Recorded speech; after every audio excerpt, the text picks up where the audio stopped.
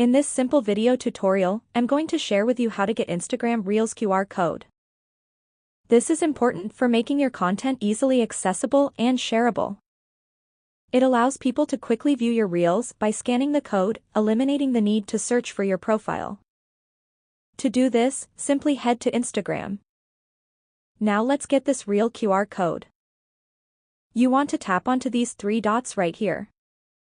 Select QR code.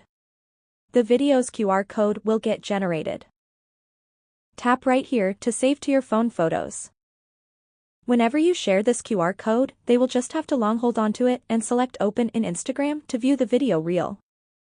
Well, that's how easy it is to get your Instagram Reels QR code. If you have any questions, just let me know in the comments section down below. Please don't forget to leave a like, share and subscribe for more video tutorials like this one.